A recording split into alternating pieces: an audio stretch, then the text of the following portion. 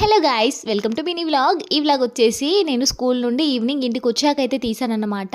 And మా పిల్లలైతే నేను వచ్చేలోపే ఒక 1 అవర్ ముందైతే వచ్చేస్తారండి. 4:30కి అట్లా వచ్చేస్తారు. బట్ నేనైతే 5:30కి వస్తాను.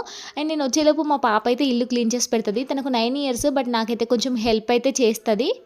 మిగతా వర్క్స్ అయితే నేను కంప్లీట్ చేసేసుకొని ఇంకా వంట అయితే చేసేసుకుంటాను. ఇక్కడ మా అత్తమ్మ వచ్చేసి ఫ్రెష్‌గా ఉన్న కాకరకాయలు అయితే పంపించింది. కాకరకాయలు అయితే చాలా ఫ్రెష్‌గా ఉన్నాయి. కాకరకాయ కారం చేద్దామని చెప్పేసి కాకరకాయలు అయితే తీసానన్నమాట.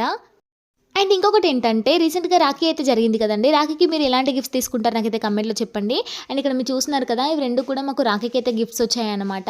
అండ్ ఇక్కడ కర్రీ గిన్నె ఉంది కదండీ! ఆ కర్రీ గిన్నె అయితే మా సిస్టర్ మా పాప కోసం అయితే తీసుకుందన్నమాట. 1200 అయితే రేట్ అయితే వచ్చిందంట. చాలా చాలా వెయిట్ ఉంది. అండ్ అసలు నాకైతే చాలా బాగా నచ్చిందండి.